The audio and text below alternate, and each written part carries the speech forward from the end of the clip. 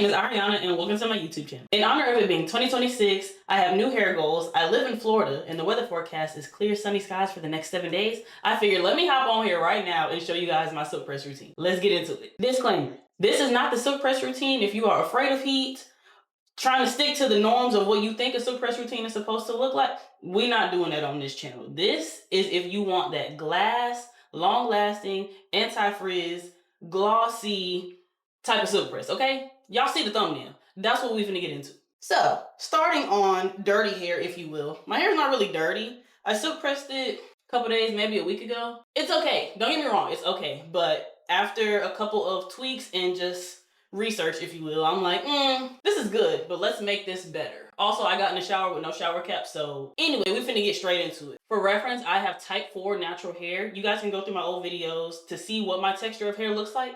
For 2026, I want to kind of be a straight natural.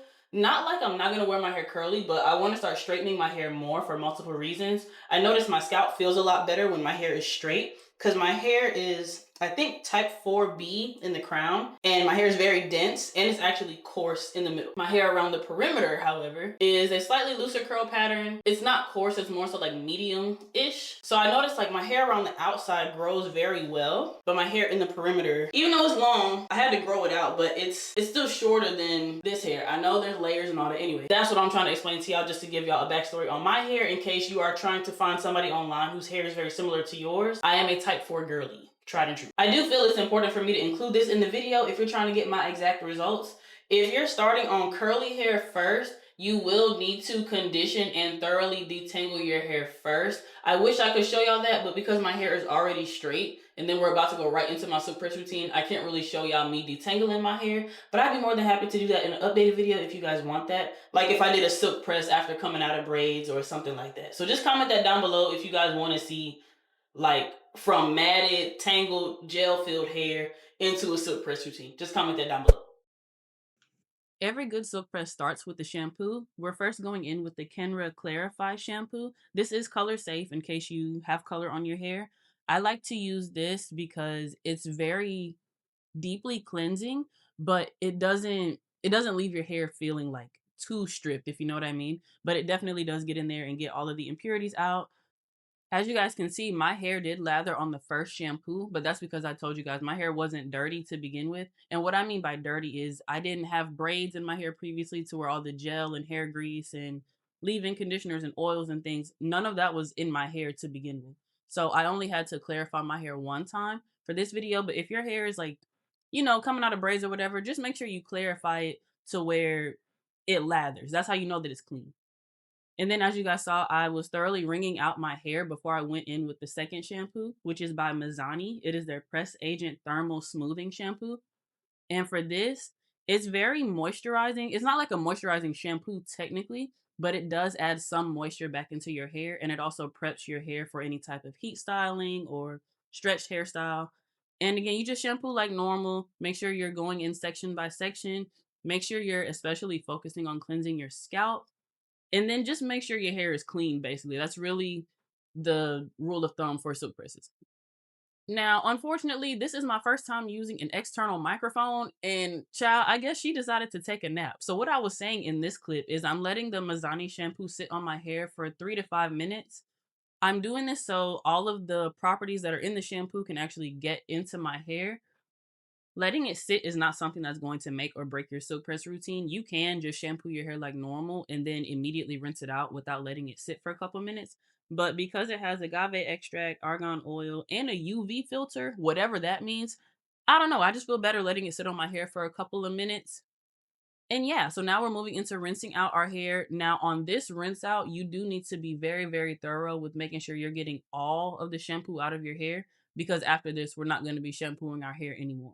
Okay, so this next step is optional, but in my personal opinion, it's not optional. If you want that glossy, reflective glass looking type of hair, you have to do this step. Okay, so the next step, I'm going to add a gloss. I prefer to use a semi-permanent gloss instead of like a professional one, because the professional ones, from what I've noticed, you either have to buy the whole line, which is extra money, and Who got time for that? And then for 2, some glosses I've seen you have to add a developer to it. I'm not trying to chemically process my hair before, because if you are an OG follower of mine, you'll know that I bleached my hair back in 2021 and again in 2022. Ever since then, it's just like the cuticle of my hair has not been what I would prefer for it to be, because a lot of times my silk presses would not be smooth on the ends. It's like they would look really rough. So I like adding a gloss because it kind of makes my hair look less damaged. The gloss I'm going to be using today is by Adore, and it's in the color Crystal Clear. It is a semi-permanent hair dye, technically, but there's like no pigment or color to it. It's just clear. Usually I would recommend gloves. I left my gloves at work. So, yeah, it's real easy. You literally just squeeze it out the bottle like this. So it just goes on the hair, and it makes the hair shiny. I like it. I've gotten amazing results from it. Get into it. It's usually like $5 at the local beauty supply stores.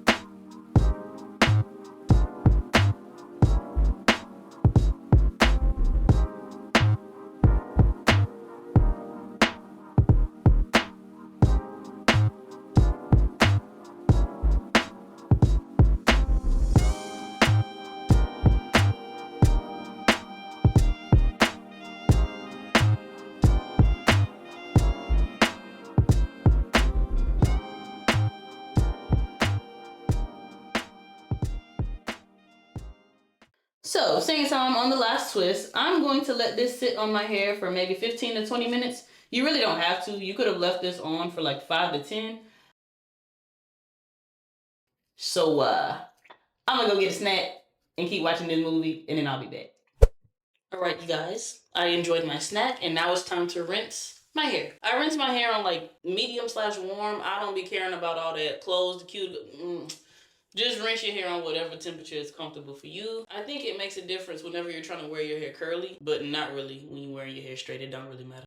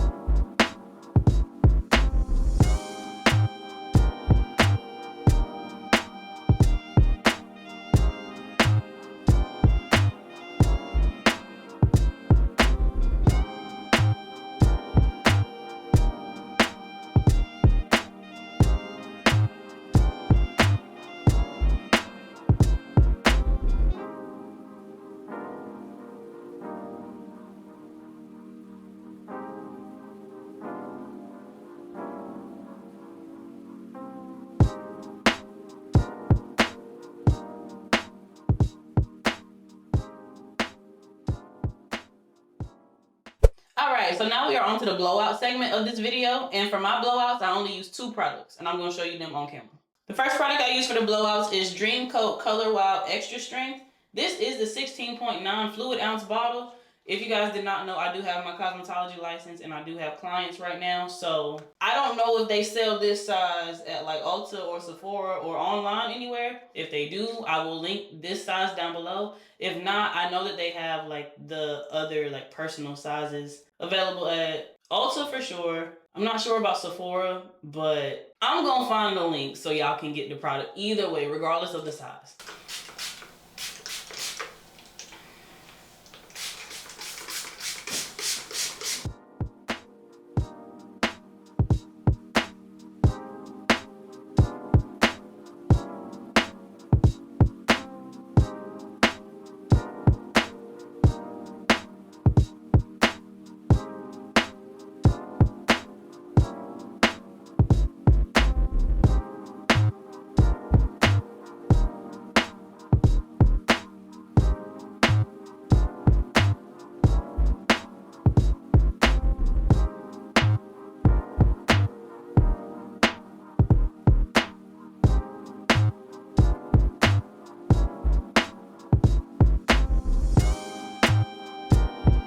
Now we're on to the most important part of this entire video, which is the actual blow dry. How I do my blow dry, I like to do a tension method. So I'm going to demonstrate on this section, and then for the rest of the sections is mostly going to be like voiceover because it's very repetitive, but I really want y'all to vibe out. So because everything's already detangled and we got the majority of the water out of my hair like at the beginning, this is mostly just product that's going to be, it's not smoke, it's like steam, if you will. So you just want to pull it as tight as you can, obviously without hurting your head. I used to blow dry my hair on medium, but I think because I stopped overloading my hair with so many products, I can go straight in on high heat. This is the heat protectant, by the way. As y'all saw, I don't have any heat damage, none of that. So for me, to speed this process up, I'm gonna blow dry on high heat. But if it does get too hot, then obviously I'll turn it down to medium. But also, like another way to prevent from damaging your hair, you can have it on high heat. You can have it on high heat, but you don't have to have it like straight on your hair until your hair, in my opinion, is 100% dry.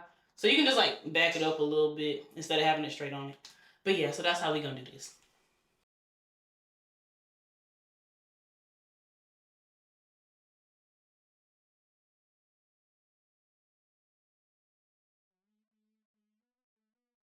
So as y'all can see the smoke and stuff coming up, that's kind of how you know if you have the blow dryer too close to your hair. And if it does smoke a lot, I personally think it smokes a lot because of this product. Hey y'all, this is Future Ari here. It's about 1 week after the footage that you're seeing, and I have already reverted my hair. Silk Press is going to turn out amazing, but with looking back at the footage, there was a couple of tweaks that I wanted to change. Old Ari would have trashed this video. Not that the video was bad, but I try my best to put y'all onto products that I genuinely love and are my favorites out of all the other products that I've tried, but it's causing me to not be able to post consistently. So I just want to start being vulnerable on camera and showing y'all my routines and then giving my reviews on the back end. So anyway, with this specific product, I noticed that this heat protectant tends to smoke a lot whenever I put my blow dryer on high. I don't necessarily think or know if that's a bad thing. Again, I'm still learning even though I am licensed, but I have since changed to a different heat protectant. Main reason why I switched is because the Design Essentials does smoke whenever I use my blow dryer on high heat, but also I think when I read the bottle, it only goes to 420 degrees of protection. And for my coarse hair, especially in the center of my head, I do use a higher heat than 420 just on my hair. I don't do it on my clients because I'm scared to mess up their hair, but it's my hair. So I don't, it's not that I don't care, but it's my hair. So I wouldn't be as upset, you know? But yeah, I'm gonna, in the future, or maybe on like one of my Instagram stories or something, I'm gonna eventually post my holy grail silk press routine. It's just right now I'm still trying to figure out what those products are, but I still want to be able to post on YouTube because I miss you guys. So yeah, back to the video. So if it is smoking, then you need to turn it down to medium first until most of that product is kind of, I don't know the technical term, but basically you don't want it to smoke because you can set off the fire alarm. So don't do that.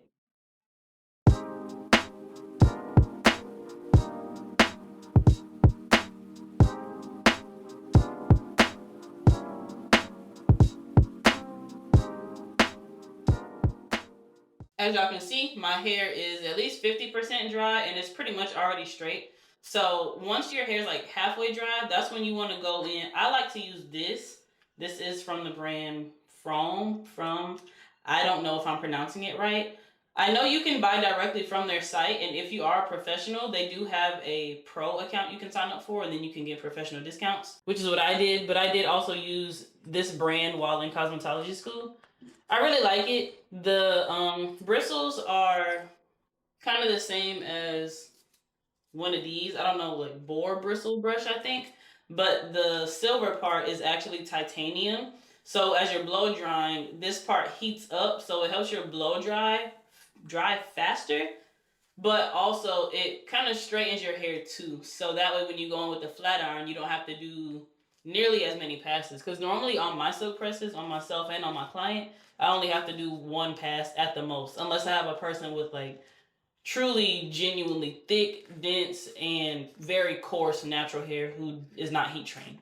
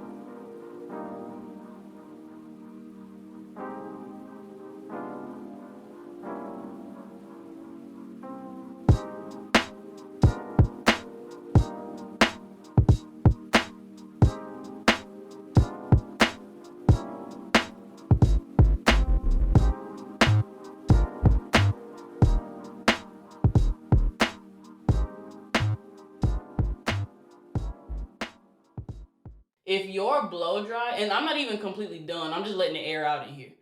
But if your section is not like shiny like this, and if it kind of like floats down or takes too long to drop, then it means you still have too much product on your hair. And it probably means you probably should have clarified your hair probably a couple times more than what you did. Yeah.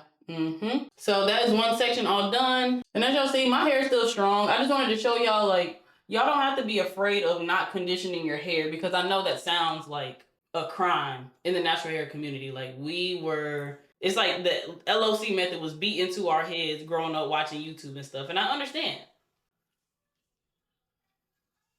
Times have changed, baby. Not saying don't condition your hair. You need to condition your hair if you need moisture. But if your hair is already strong, like, I'm not losing no hair. It's not breaking off. None of that. If anything, it's shiny, flowy, and it feels very clean, and it feels very lightweight. So the other thing too that I'm doing at my roots, I'm taking this small boar bristle brush and I'm putting the blow dryer on medium. Two reasons. High on this will melt this, and then high on your roots is hot. Like, it's real hot. It can burn you. So at least with this blow dryer, I would say use medium on your roots. Oh, this blow dryer is also from. I got this in cosmetology school. I graduated 2022. It's 2026.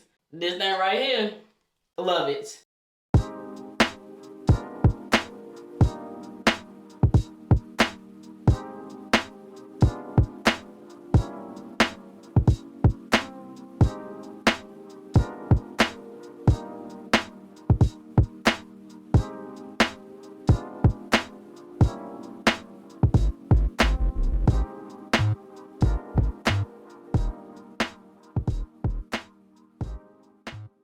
Okay, y'all, so my hair is all blown out now. It took a while. It's still kind of smoky in here. Sorry about that. My roots started sweating. It was so warm in here. I'm letting it air out right now. So now I want to talk about the flat iron I'm going to use for today. This is my new baby. It is the Babyliss Pro Nano Titanium 1 3/4 inch flat iron. I only got this one because I prefer to have flat irons that have the digital display of what temperature I'm using.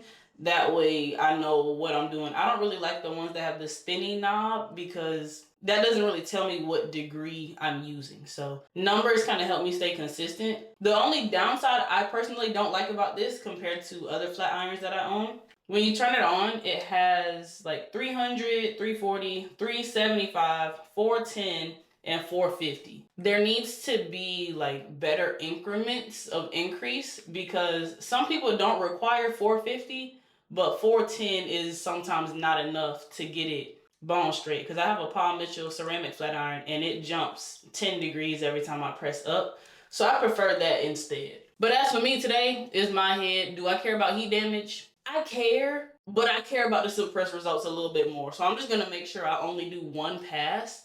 I didn't see any area where I had heat damage, except maybe right here is kind of starting to get like just real straight. So if anything, I might hit this section with 410, but here's the problem. If I hit it with 410 and don't like it, I'm gonna crank the flat iron up to 450 and then hit it twice, which is another pass, which is actually more damage than just hitting it one time on 450. I think I'm gonna just go through my head with 450 and call it a day. Future Ari here again.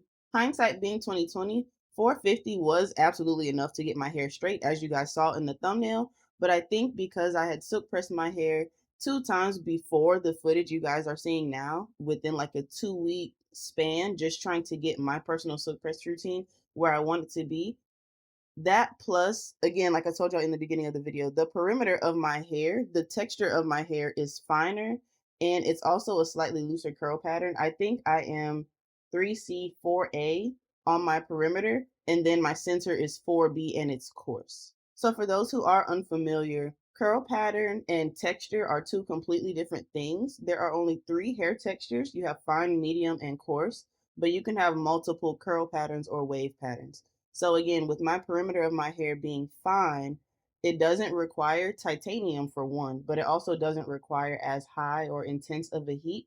So I'm going to post a future video. I think I got a little bit of curl elongation, but I wouldn't specifically classify it as curl damage per se. I feel like that's a little extreme because all of my hair does curl back up. I think my hair, if anything, the way I could describe it is my hair just kind of looks a little tired, maybe. Tired meaning my hair is nowhere near as difficult or resistant to being detangled and stretched out. But also, I noticed on my perimeter, it takes a little bit longer for those curls to fully shrink back up. And it doesn't shrink all over my hair, it doesn't shrink back up as much as it used to. So I would say my fro now, it would more so look like a 3C 4A afro versus, if y'all look at my old footage, it's like a true 4A slash 4B curl pattern. My hair is still the same texture technically. I think my curls are just a little, I don't know. I think they're tired. So I'm probably not gonna silk press my hair. I don't know how long, we'll see. It might be, I might wait until fall of this year to silk press my hair again. Cause again, I live in Florida. Or who knows, after a couple bonding treatments, we'll see where we're at. But y'all will see the footage. That's what we gonna do. But as for right now, I'm about to go chill for a little bit, let it cool off in here, because I'm still sweating, so I need to go cool off for a minute. I'll be back. Okay, y'all. It's finally time to press my hair. I don't do anything crazy for this part. I do the simple chase method with a fine tooth comb. Some people do use a bristle brush, but I want to find a bristle brush that is designed for thermal services because, like I said, I don't want to melt my brush. Like,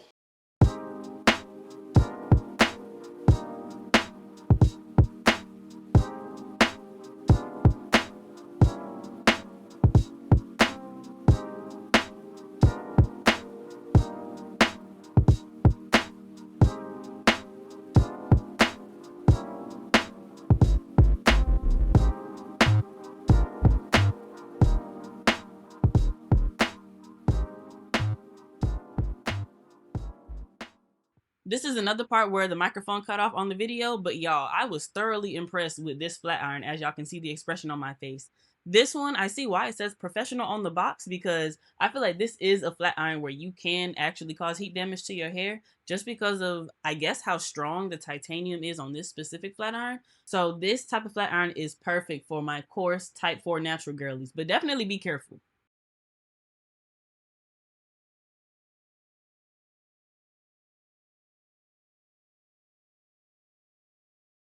Story time.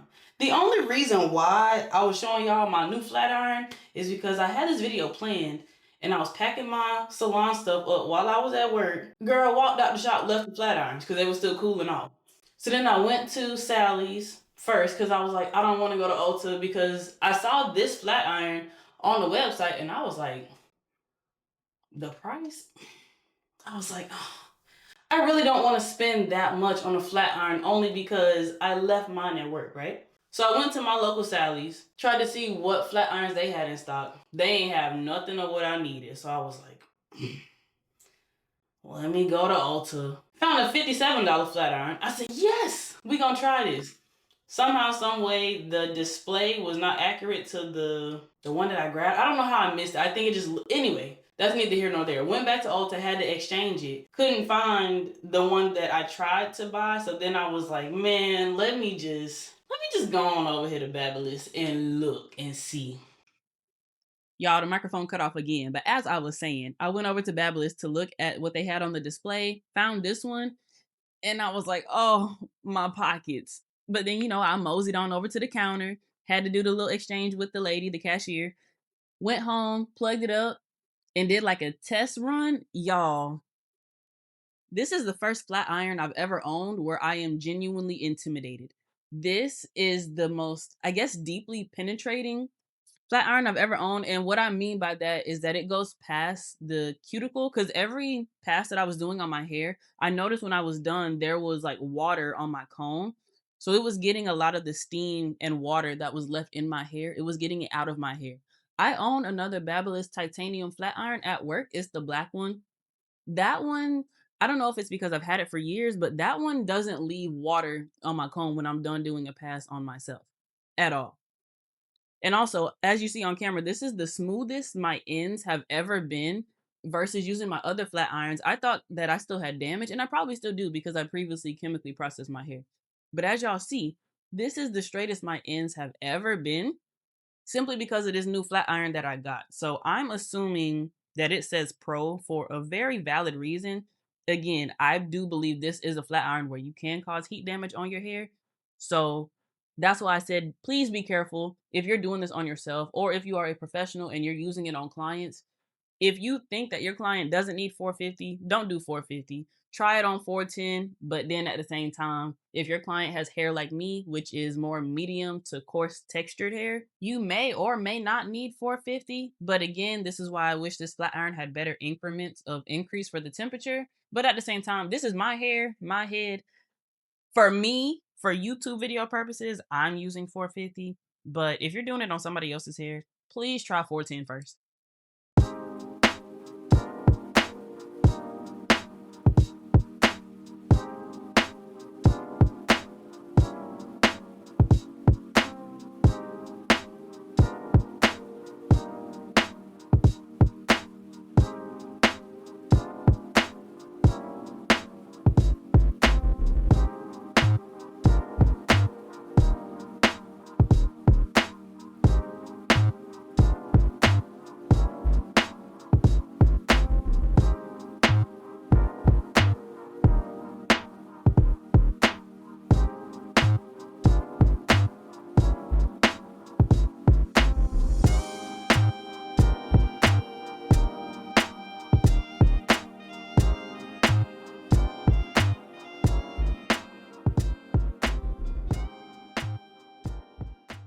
Okay, next step. We are done pressing the hair, and now I'm going to move on to this Kenra Silkening Mist. Now, this is optional, but it adds additional shine.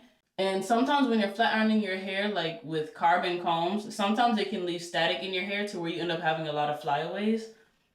I don't for some reason. I don't know. Still learning my hair.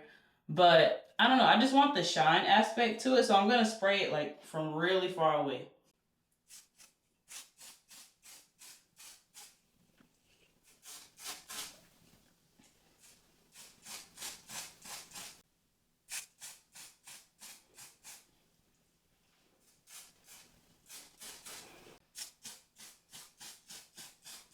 Also, if you guys never tried this, it smells really, really, really good. Really good. Anything Kenra smells amazing, but this specifically, this smells really good. All right, y'all. Next step, microphone died again. I'm gonna have to figure this external microphone thing out. But I was explaining to y'all the next step is we need to add serum to our hair. I would say serum is somewhat optional. I think it really depends on how your hair feels, and that's more so an in-person thing. So it might be optional, I don't know. But I like to focus this Garnier Fructis Sleek and Shine Anti-Frizz Serum mostly on the ends of my hair.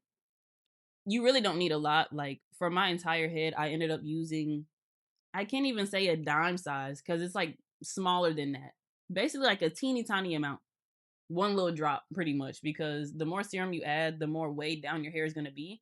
And I would rather continuously add serum to my silk press throughout the wear of my silk press instead of adding a bunch of serum on day one. So again, emphasis on mostly only adding the serum on your ends mostly, and then you can run the remaining that you have left on your hands, you can run that throughout your hair. But it really depends on how much oil your scalp produces. There's multiple factors to this whole hair serum thing, so a little goes a long way. If your hair doesn't even need any, you don't have to add any. You can completely skip this step, but I like to add it because I know my ends tend to lean more on the dry side because I previously chemically processed my hair. Now I'm talking to you guys about how I want to add a little bit of a bump on the ends of my hair. I turn the flat iron down to 410. Because again, after you do 450 one time, you do not need 450 again. You don't, I promise you. But I'm just adding a teeny, I'm not even adding like a legit curl. I'm just bending the flat iron a little bit just to add a little bump on the ends. That way, when I wrap my hair and then take it down, it'll have some body to it, as well as it will prevent me from having to add additional heat to my hair throughout the wear of my silk press. Because I'm going to try to wear these curls for as long as they will last. And that's the other thing about silk presses, too. Like, I understand the flat iron is intimidating. I use 450, but I'm not adding any more heat to my hair for the remaining time that I'm wearing this silk press, whether that's for a week, 2 weeks, a month, whatever. No more heat. Once my hair starts looking crazy, it's time to revert my hair. Now we're moving on to me wrapping my hair so I can go to bed. I'm not an expert at wrapping. I can get a wrap in my hair and other people's hair, but I'm by no means an expert on this. But I like to do a part through the crown of my head, as you guys see on the screen, and then comb my hair down in like a 360 type of situation. And then I just randomly part my hair anywhere. It doesn't matter where you start. And then you just start wrapping. I do also have to use clips for my wrap. Like I'm not good enough to where I can wrap it without. I think I see some people use a paddle brush. I think I'm gonna try that next time I need to wrap my hair. If anything, I might do like a little Instagram or TikTok or YouTube short just to show you guys like different ways you can wrap your hair. But anyway, this is how I do it. Just use as many clips as you need and take your time on this, because the better your wrap is, I think the better results you'll get whenever you take your scarf and stuff off the next day when it's time to wear your silk press. So I think I ended up using like 3 to 5 clips. And then I'm going to come back and show y'all a little hack that I do in case you don't have a doobie, but I'll be back in a second.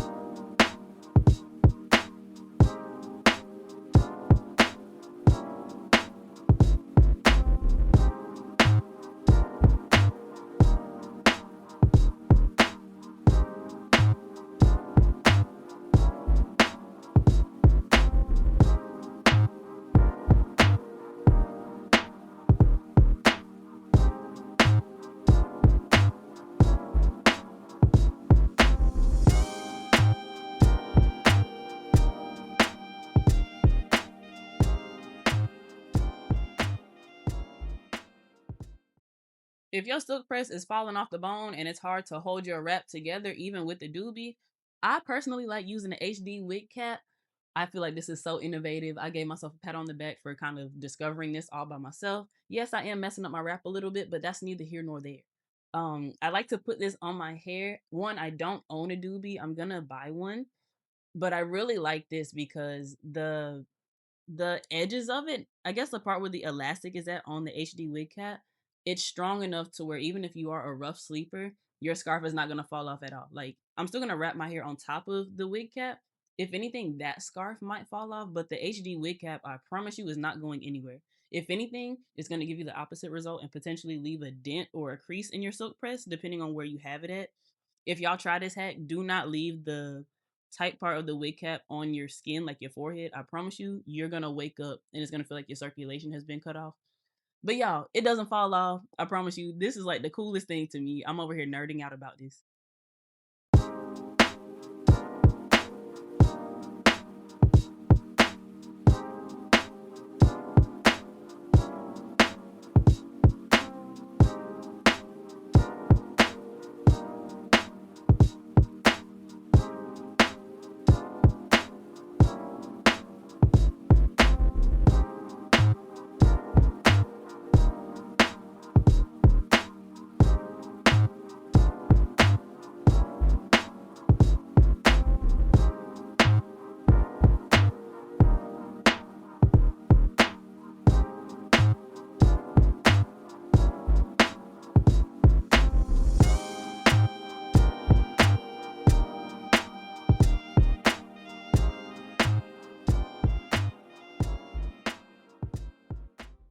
y'all, it is 2 days later. I meant to take my photos and stuff yesterday, but I was editing yesterday, so here we are today.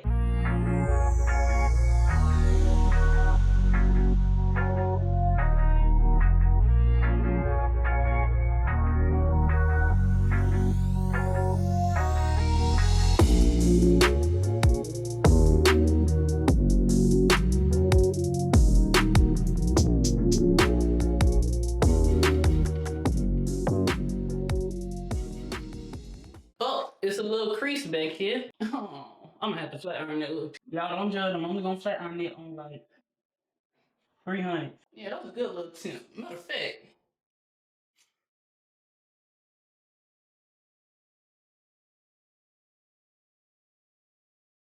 See y'all, nothing too major, just a slight little fix. But yeah, so these are my silk press results for 2026. Let me know if you guys love my method. Definitely like this video. If you made it to this point, drop a tangerine / orange emoji down below, because if I didn't know, orange is my favorite. So drop that in the comments down below, and definitely subscribe if you have not already. And yeah, here is to being a consistent content creator in 2026. Love you guys. I'll see you in my next video. Bye.